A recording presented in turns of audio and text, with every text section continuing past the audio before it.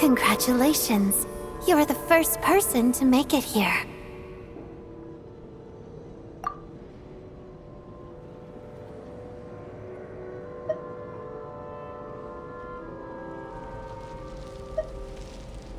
I'm the star's envoy. The black mist has stopped rising. Its hunger is satisfied for now, having devoured your two companions. This is a good opportunity. I'll let you get some rest before we continue.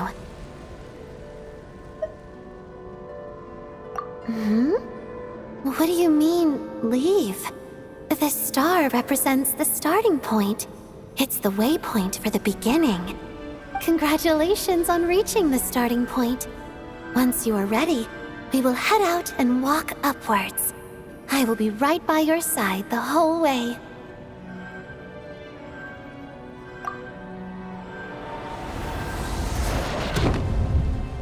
Huh? What's wrong? Hey, don't give up before the journey's even begun.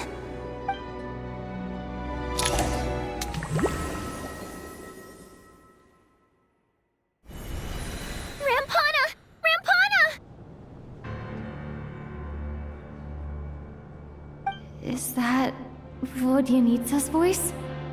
What happened? Coolish, wake up! Please wake up!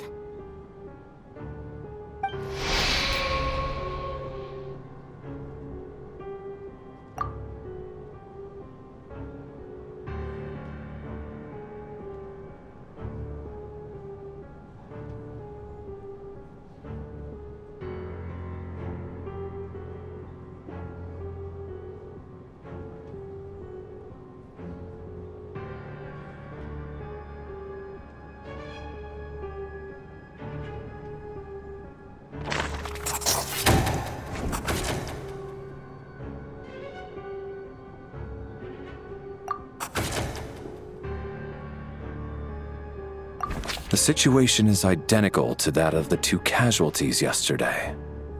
We cannot ascertain the cause of death. At least there are some elements that we can rule out this time. They slept on the stage with everyone else, so I suppose the surrounding environment can't be a relevant variable. Rampana. Coolish. Weren't some of us keeping watch last night? 3 of us, in fact. How could you not notice something was wrong? I'm as confused as you are. Certainly nothing unusual happened on my watch. Likewise, and from what I've observed so far, both Miss Odette and the Traveler can be trusted.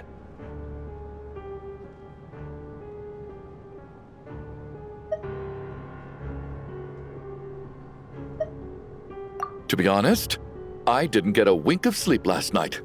I couldn't help but think I was the target, so I just laid there with my eyes closed. I heard the Traveler and Lelik chatting, but otherwise I don't recall hearing any commotion during the night. Me too. I didn't want to wake everyone up, so I was concentrating hard, trying not to cough. I hardly slept at all. If anything had happened, I'm sure I would have noticed. Then, what could possibly be causing this? Once was bad enough. I can't believe it happened again. I worked closely with Rampana and Coolish for so long. I never imagined that one day they'd... And on the stage of all places... Vodyanitsa... 4 victims in just 2 days, and we still don't have a single lead. I need to get to the bottom of this as soon as possible. And above all, keep Tonya safe. I'd never be able to look Child in the eye again otherwise. Still snowing? Yes, I just checked. Still no sign of anyone outside either. So we only have ourselves to rely on. If you ask me, this killer can clearly strike whenever they please. The Night Watch was a useless endeavor from the start. Lelik must be an expert in poisoning. Clearly she used some poison that can't be detected on the corpse. Here we go again. Listen, I was already thinking to myself last night, was Lelik's reason for revealing her identity the real story? Well, now I have my answer. It most certainly was not. She's been playing us for fools.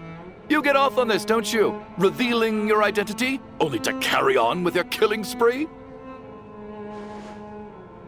That's a hideous thought. One that only a hideous mind like yours could dream up. How dare you! That's enough! Yesterday, you named Lelik as a suspect because the victims were both wealthy merchants. Lelik might have had a motive then, but today's victims were just ordinary people. Not to mention that they were colleagues of Odette and mine. What reason would she have to murder them? Let me guess, just to scare you? Who knows? Maybe you don't know her as well as you think. I implore you all to ask yourselves, how many people are there really in this world that have what it takes to kill another person? Not many, I'd wager. Lelik is well known to be a ruthless operator, and now she has revealed her identity. How could it be any more obvious? Everything you've said so far is still just conjecture, which doesn't constitute a concrete lead. You need to back up your claims with some evidence. How can you defend her, officer? What did she say to you while you were on night watch? Maybe I shouldn't be so surprised. You military types are always colluding with criminals to target the rich.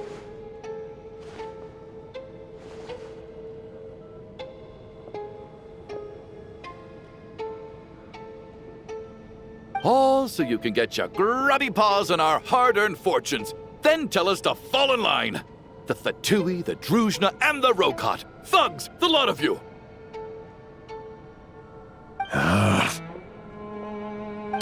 Don't you dare!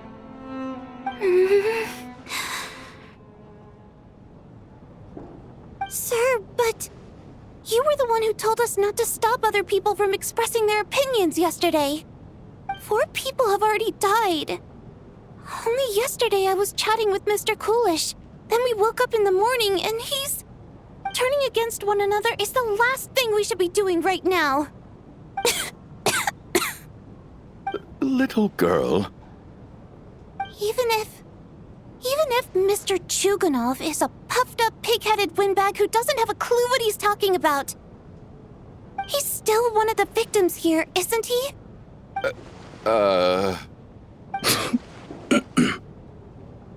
Quite. I had no intention of resorting to violence. But you're right, Miss Tonia. I ought not prevent him from speaking his mind. In any case, I believe Mr. Chuganov has calmed down a little now. We may resume our discussion. I don't think there's any need for that. What is there to discuss? Nothing about this situation is normal. Did you have an idea, Mitya? You're the brainiac here, right? Come on, clue us in. I've been mulling something over. All the leads we have so far concern things from outside the theater. Miss Odette's alter ego, the threats Mr. Chuganov received. But then there's the 2 double murder crime scenes themselves, which have given us absolutely nothing to go on whatsoever. That's highly unusual. Even with the most careful killers, there's always some evidence left behind. So what are you suggesting? I think this could be a supernatural event. It isn't characteristic of human-on-human homicide at all. Correct me if I'm wrong, but aren't you supposed to be a scientist? That doesn't sound like a conclusion someone like you is supposed to make. I got into scientific research because of my insatiable curiosity. But if the present situation defies all known scientific explanations, I don't mind shifting my curiosity toward the paranormal instead. Now that you mention it, I remember when I first came to the theater. I heard rumors about this place being haunted. Haunted? Yeah, I think I heard the same thing. But I mean, they're only rumors, right? We've worked here for years. Surely we would have noticed any spooky goings-on by now. Well, this has taken an unexpected turn. A haunted theater? If Paimon were here, she'd probably be hiding behind me in fear right now. Why don't we take this opportunity to look for clues again with a more open mind? Maybe a different perspective will help us see something different. Very well. Whether it's criminals or ghosts we're looking for, the same rules apply. Everyone needs to tread carefully. I'll move the bodies into the same room for now.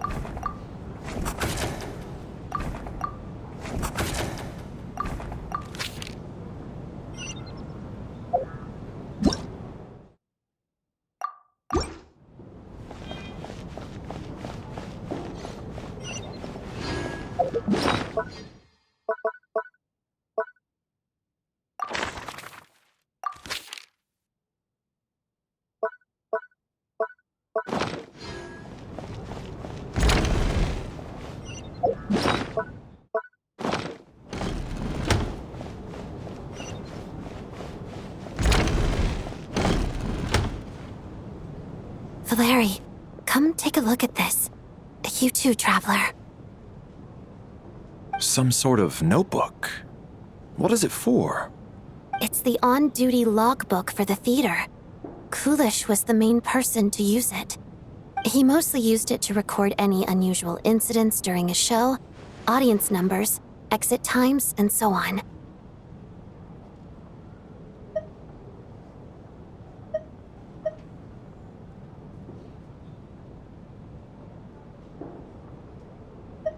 Yes, he'd always have this logbook with him when he checked tickets at the entrance. This should confirm a lot of key details about the recent show. So, you find anything unusual? Yes. The number of people. I've checked and double-checked, but the numbers just don't match what's recorded in the logbook. Apparently, we have an extra person among us. Are we certain that logbook is accurate? Could someone have sneaked in without buying a ticket or something? Unlikely. Coolish took his duties very seriously. I've rarely seen any errors in his work. Not to mention that this was a dress rehearsal, meaning smaller audience numbers and tighter ticket restrictions than usual. Everything would have been well within his control. We no longer have our tickets with us, do we? They got collected on entry. I assume there's no way we can check them again. Unfortunately not. The theater recycles tickets. Once people are in the door, they don't tend to leave until the show ends, so we collect the tickets at the point of entry.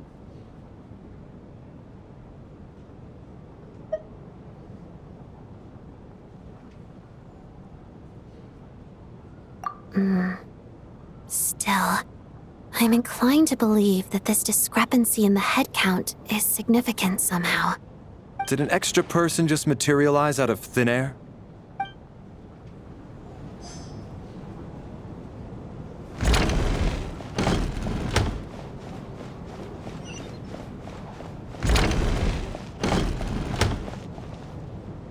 Tonya?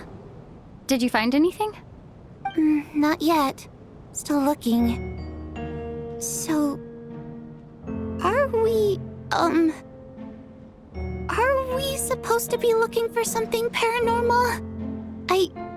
I think I'd prefer teaming up with you than looking around on my own. This looks like somebody's notebook. Shall we read it together?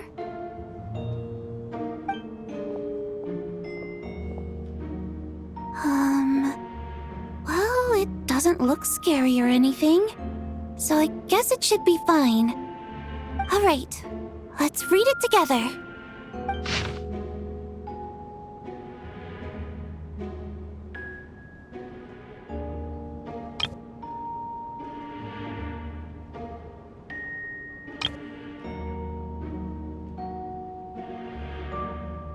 Huh. This has to be Vodyanitsa's writing, surely. Maybe it's a little rude for us to peek at this. I feel like I just read someone's secret diary by accident.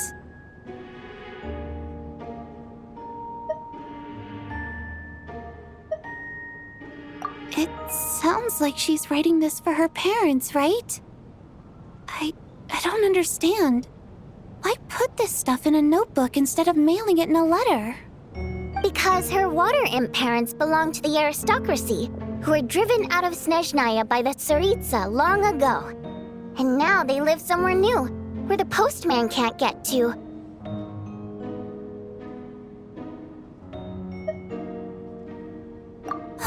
We're sorry! It's fine. My fault for not storing it properly. I can't leave things lying around and expect them to get ignored when everyone's scouring the place for clues. All right, give me my notebook back. I'll take over the investigation in this room.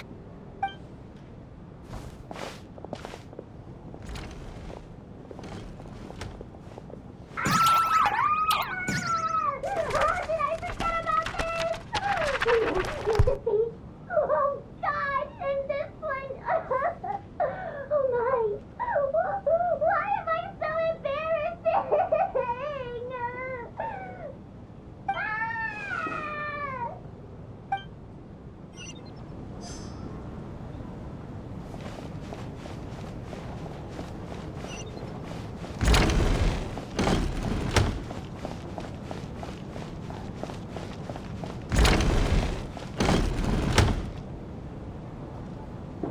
Ah, Traveler. Since you're here, come take a look at this. Alosha found it. We're both curious to hear your perspective. It appears to be an investigation report. And the focus of the investigation was the rumors of haunting we heard about earlier.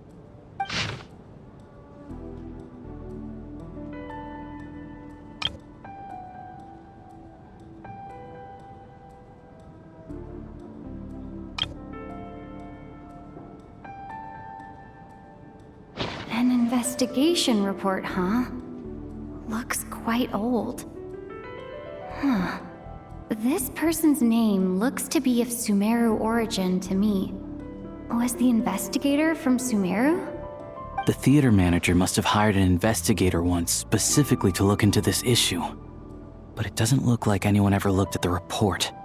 Presumably, the manager wanted to know if the supposed haunting was dangerous while also being fearful of word getting out in case it affected the theater's business. Anyway, the bottom line is, the haunting is actually real after all. It's caused by an obstruction in the ley lines. Is there any chance this is the key to finally making some progress with the murder cases? Leyline problems are pretty unexceptional to me by this point.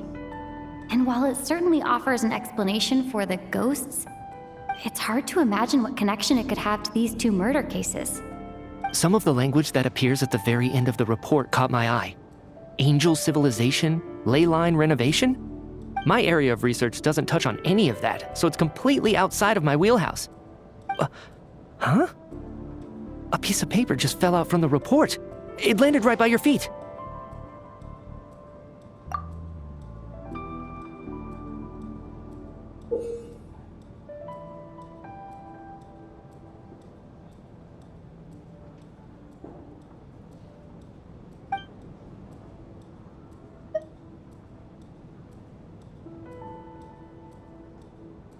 How unnerving. It was tucked inside the report, so it must be a note left by the author. Death is near. Is that supposed to be what's going on here? With us in the theater? But if so, how did the author foresee it? Could he predict the future somehow? Maybe things are more complicated than we thought. No, wait a second. If we take the report and the note at face value, they completely contradict one another. The report definitively concludes that the hauntings in the theater are harmless and cannot affect the real world. But the note seems to be warning of potential danger. The question is, what exactly does the note mean by death?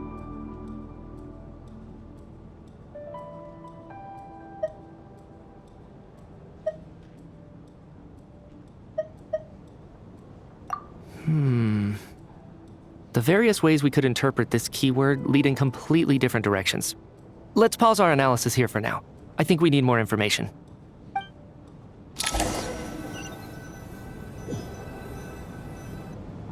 If we take all this together, it's not impossible, is it? If anything, it's the natural conclusion. Oh, I beg to differ. This sounds to me like a product of a researcher's vivid imagination. And perhaps it's because I'm still viewing this through the lens of a typical murder investigation. But still, I'm struggling to be persuaded by your theory. Does it really sound that far-fetched? Alright, well, let's treat that as speculation for now. I do agree with what you've said, so let's go with your idea for now. Good. Okay, now that we finally have some meaningful leads, I think it's time to reconvene. Let's get the others.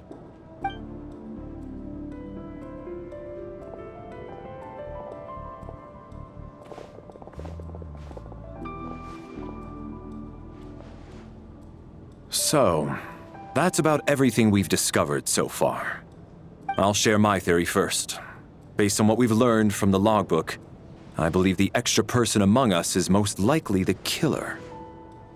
If the killer had simply bought a ticket, it would have greatly increased the risk of their identity being exposed. I expect he or she either hid in the theater ahead of time, or found a way to slip past the ticket inspection. They then blended in with the group and waited for an opportunity to strike. What about the note found in the investigation report? Any thoughts on how that fits in? The killer may have simply planted it there as some sort of sick joke. I've seen my fair share of psychopathic killers. They love playing cryptic mind games. So, it has nothing to do with the haunting of the theater after all. This theory makes sense to me. If we have an audience member unaccounted for, chances are they didn't come here to watch the show. Could it really be that simple?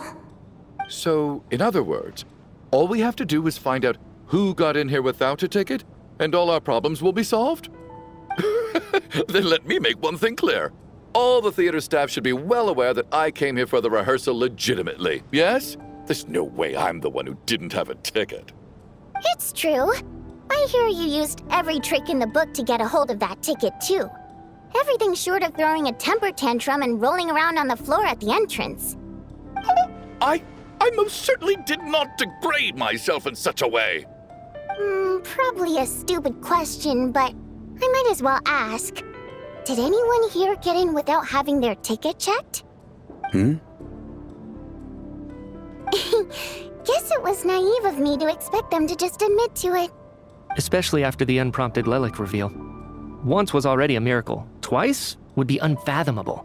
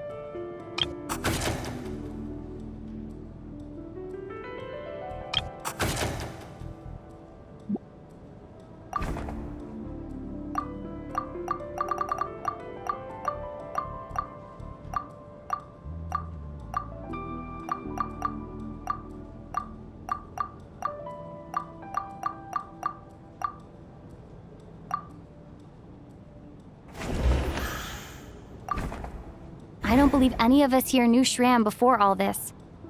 If no one can verify Shram's identity... Mr. Shram, did you really go through the ticket inspection to get in here? Huh? Me? Why am I being singled out, my friend? Do I seem that suspicious? It's not that you stand out as suspicious, more that everyone else has been ruled out as trustworthy. Okay. Well, we spent the best part of 2 days together now, so I'm sure you can all tell what kind of person I am. I'm a true gentleman. I never dream of doing something like sneaking to the theater without a ticket. Yeah, I have no doubt that you're a good person. But the problem is, none of us here actually know you, so no one can say for sure that you are who you claim to be. Although, actually, what was it you said last night? Yeah, you're friends with that water imp, which is why you understand our primary mode of expression. Last time I checked, there were barely any of us remaining in Snezhnaya, since most of the water imps left. Could you tell me a little bit more about your friend? There's a good chance I actually know her. And I suppose it's also kind of a way for everyone else to get to know you a little better.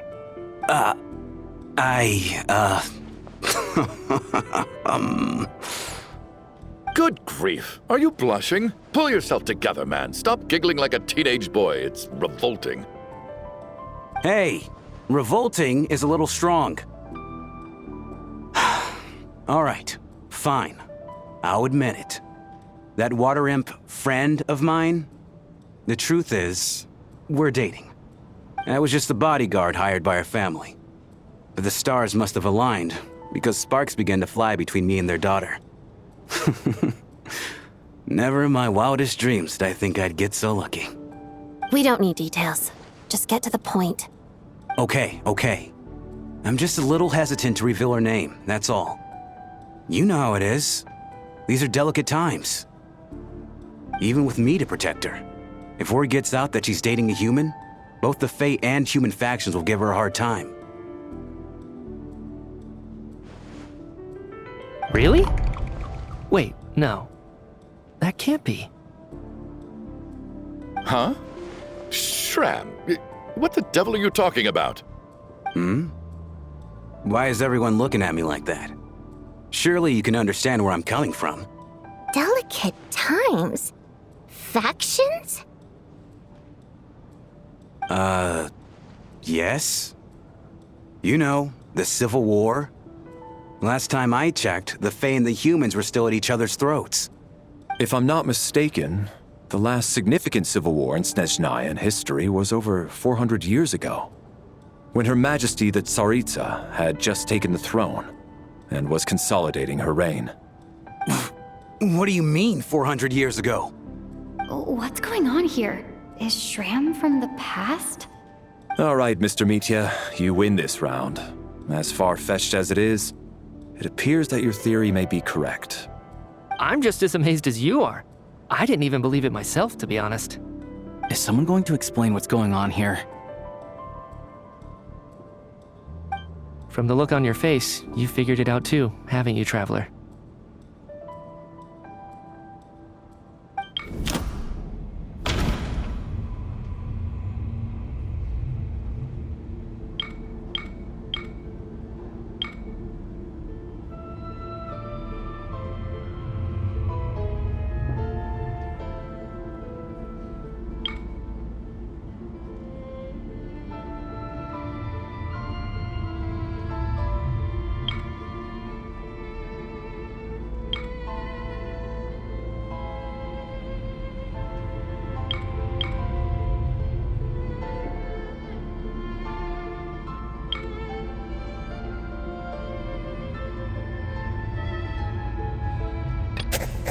That seems to be the case. Shram's the extra person, but there's no way of learning his identity from this clue.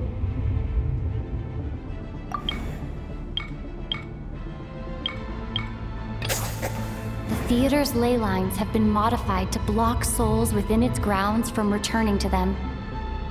Some souls can even wander this place forever.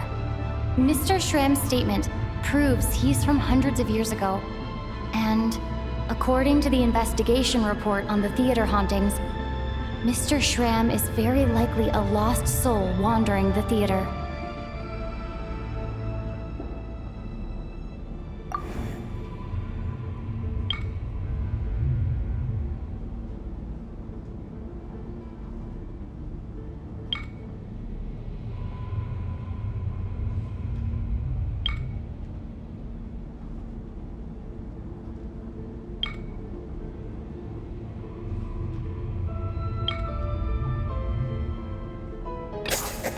For some unknown reason, the soul that has been wandering the theater due to the leyline issues has joined our group and blended in.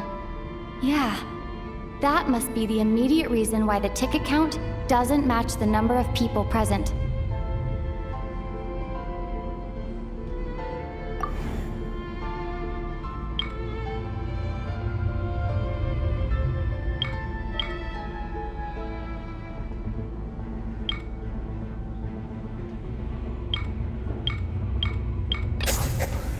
contents of the investigation report have been verified.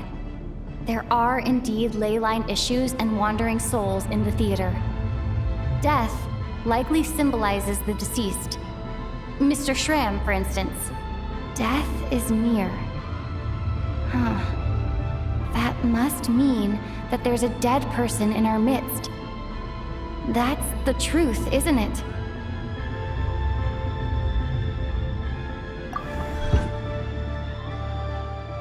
Yeah, the logic is clear now.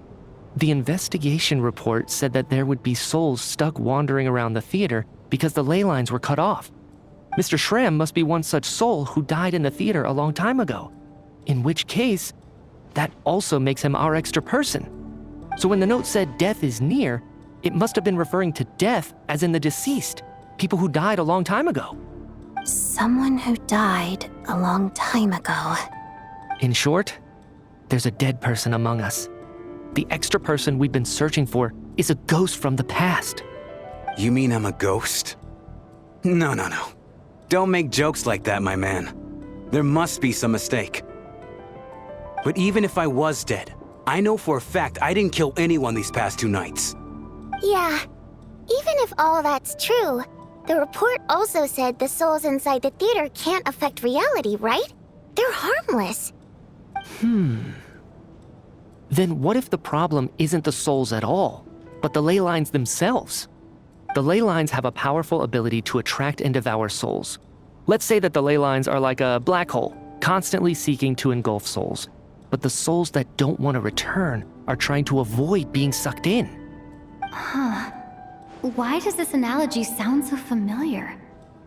What happens when the black hole can't achieve its goal? I'm only speculating here, but what if it ended up swallowing innocent souls by mistake, or intentionally taking other souls to compensate? That could explain why we weren't able to determine a cause of death. If you're right, and their souls were devoured by the ley lines, it does make some sense. It does seem to explain a lot of the things we couldn't make sense of. Does that mean it's true? Except there's no concrete evidence. Mitya is relying on a lot of logical leaps. Still, it seems like the best explanation we have under the circumstances. All right, so how could Schramm not know that he's dead? Seems a little unlikely that he hasn't noticed anything unusual even after several days interacting with us. On the contrary, it's perfectly normal for a soul to wander the theater for centuries without questioning their existence or reason for being there. It's simply what's natural for them.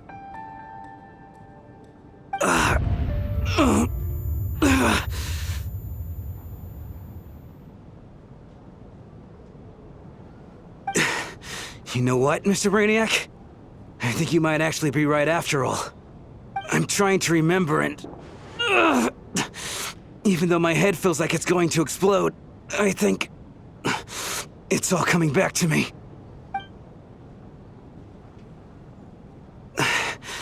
I was the one who didn't want to remember my own death, so I forced myself to forget. Well, I'm sure those are painful memories. My lady and I snuck out to go on a date one day. We bought tickets for the theater. It wasn't really my thing, but I was just happy to be together. All of a sudden, a group of people burst into the theater, shouting for all the water imps to get out, performers and audience members included. It was clear the conflict between humans and Fae had reached a boiling point. This time, the extremists were even coming after the water imps who had nothing to do with the war. I thought I could pull one over on them, so I took off my jacket, draped it over my lady, and tried to sneak out amid the chaos. But I got caught. They started shouting, calling me a traitor to humanity. But I was going to do whatever it took to buy our chance to escape, no matter how many people stood in my way. I had to, both as their bodyguard and out of love. It's all right, friend.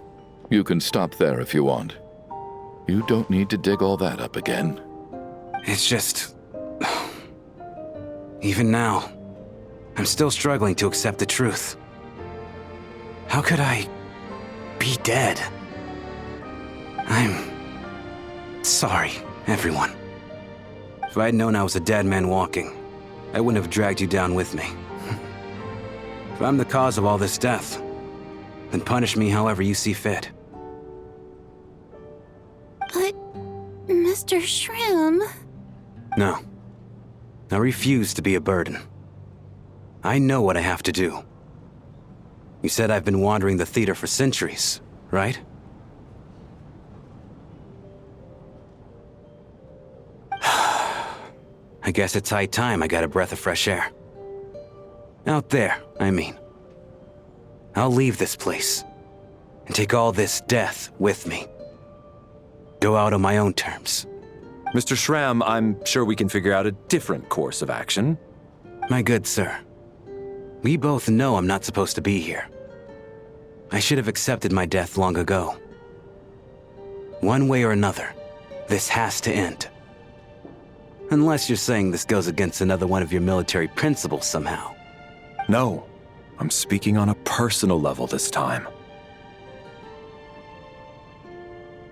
Let it go, man. Oh, wait. One last thing. Miss Wateramp. My lover. Her name was Litia. Litia Ozarova. Do you know what happened to her? Ozarova.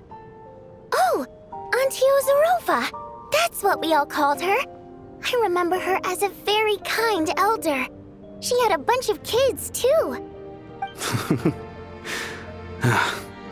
I'm so glad she survived. And she had lots of kids? Good. That's... good. I could hardly expect her to stay single just because of what happened to me, right? As long as she went on to be happy, that's all that matters. Besides, I'm dead. My soul's been wandering around here for so long because I was worried about her. But now, I can go without regret. There's no need to see me off, my friends. I've enjoyed our time together over these past few days. Perhaps we'll meet again in the next life.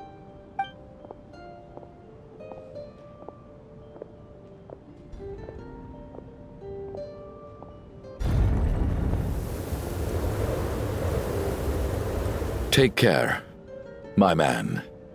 I know Mr. Shram was already dead, but... I still feel so sad. Death is cruel, no matter how we might try to make sense of it. So, was the conflict between Fae and humans really that bad back then? I was only little, so I don't remember much. It's terrible to think that so many innocent people had their lives turned upside down. Even the historical records about that time period don't say much about it. All people know is that the Tsaritsa founded the Fatui, drove out most of the Fae aristocracy without explanation, then used her terrifying power to suppress the humans. It seems to me like the Tsaritsa chose to make herself the enemy. She downplayed the conflict, directing whatever animosity both sides had for each other at herself instead. That's also why, despite how brutal the conflict was at the time, there hasn't been much lingering tension between humans and Fae since. Things have been fairly harmonious for the past few centuries. So, the Tsaritsa banished the Fae to protect the Fae living in the city? She offered herself up to be hated in exchange for peace. Maybe it's not quite as bad as it sounds. I don't think Her Majesty is too concerned if mortals hate her or not. And besides, there are very few who truly do. All this time, I had no idea. All right. If Mitia's theory is correct, then I think we can consider this matter settled. Let's all take a break.